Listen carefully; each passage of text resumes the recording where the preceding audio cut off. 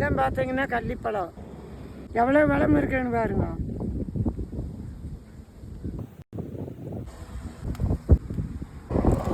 கள்ளிப்பழத்தை பொறிச்சிட்டு வந்தாச்சு, முள்ளெல்லாம் எடுத்துடலாம்.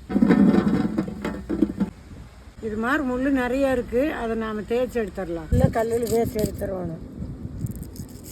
இந்த பழத்தை பொறிக்கும் போது ஏகப்பட்ட முள் கையில் மாட்டிட்டுங்க. இதில் பார்த்தீங்கன்னா நட்சத்திர முள் மாதிரி ஒன்று இருக்குது, சாப்பிடக்கூடாது, தொண்டையில் மாட்டிக்குது சாப்பிட்டா.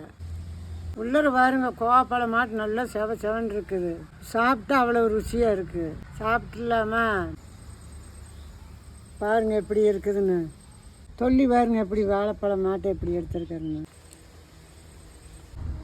பழம் பார்த்தீங்கன்னா அவ்வளோ அருமையாக இருக்குது. எங்கள் காயெல்லாம் அப்படியே செவந்துருச்சு. சின்ன வயசில் பார்த்தீங்கன்னா இதுதான் நாங்கள் எப்படி போட்டுட்டு ஊருக்கெல்லாம் போவோம். இப்போ கள்ளிப்பழத்தை சாப்பிட்டேன் தானே ரத்தம் ஊறி சாப்பிட்டது. கிடைச்சா பொறி சாப்பிடுங்க, கிடைக்கலன்னா கீழே இருக்கிற நம்பரை கூப்பிட்டு வாங்கி சாப்பிடுங்க.